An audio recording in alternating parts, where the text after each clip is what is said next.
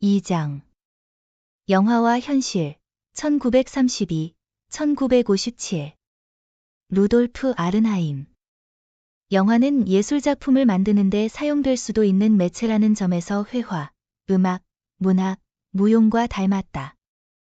예를 들면 채색된 우편엽서는 예술이 아니고 또 예술이 되려고 하지도 않는다. 군사행진, 실화 고백, 스트립쇼도 마찬가지다. 영화 역시 항상 영화예술인 것만은 아니다. 그러나 교양 있는 사람들 중에 아직까지도 영화가 예술이 될 수 있는 가능성 자체를 단호하게 부정하는 사람들이 있다. 이들은 실제로 이렇게 말한다. 영화는 현실을 기계적으로 재생할 뿐이기 때문에 예술이 될 수 없다. 이런 관점을 지지하는 사람들은 회화와의 유비를 통해 추론한다. 즉 회화에서 현실을 그림으로 옮기는 방식은 화가의 눈, 신경체계, 손, 마지막으로 캔버스 위에 점을 찍는 붓을 거쳐서 이루어진다. 이 과정은 사진을 찍는 과정처럼 기계적이지 않다는 것이다. 반면에 사진의 경우 피사체에서 나온 반사광은 렌즈 체계에 의해 모아져 화학적 변화를 일으키는 감광판으로 유도된다.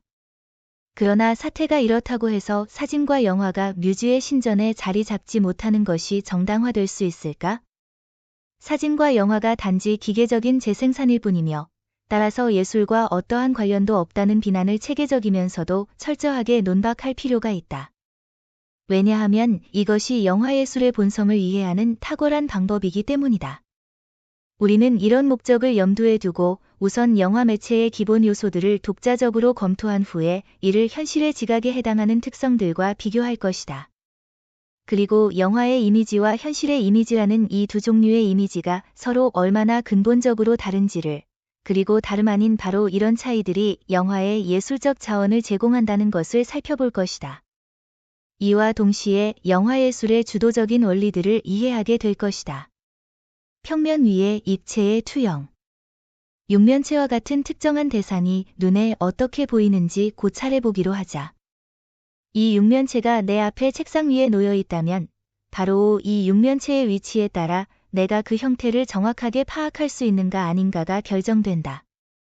예를 들어 내가 단지 사각형의 내 변만을 볼 수 있다면 내 앞에 놓여 있는 것이 육면체인지 아닌지 알 수 있는 방법은 없고 나는 사각형의 면만을 볼 수 있을 뿐이다.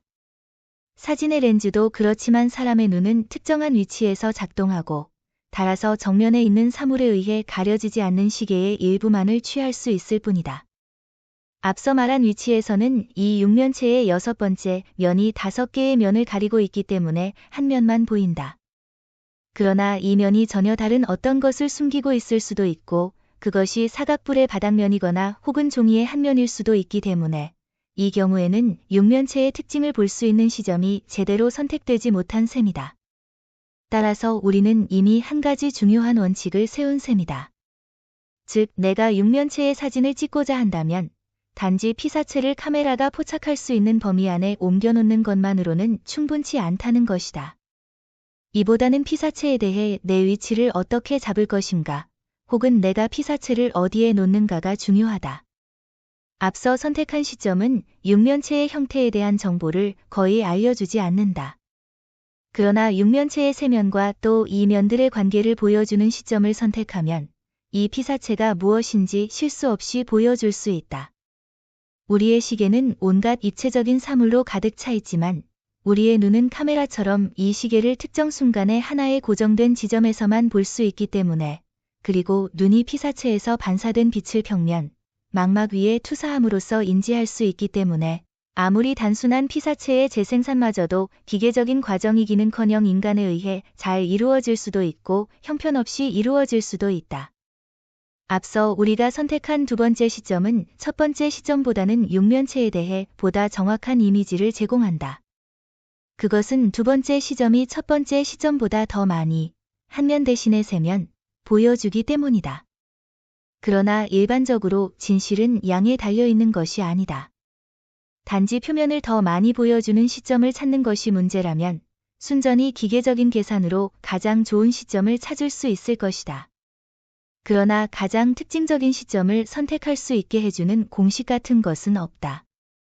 왜냐하면 이것은 느낌의 문제이기 때문이다. 어떤 사람을 정면에서보다는 측면에서 볼 때 더욱더 그 사람처럼 보이는가?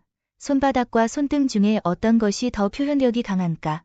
어떤 산을 북쪽이나 서쪽에서 잡았을 때 더 잘 찍히는가 하는 문제는 수학적으로 논증될 수 없다. 이것은 미묘한 감수성의 문제다. 따라서 카메라가 단지 자동으로 기록하는 기계일 뿐이라고 경멸하는 사람은 우선 가장 단순한 피사체를 가장 단순하게 사진으로 재생산하는 경우에도 이 피사체의 본성에 대한 감각이 필요하며 이것이 단순한 기계적 작용을 훨씬 넘어선다는 점을 깨달아야만 한다.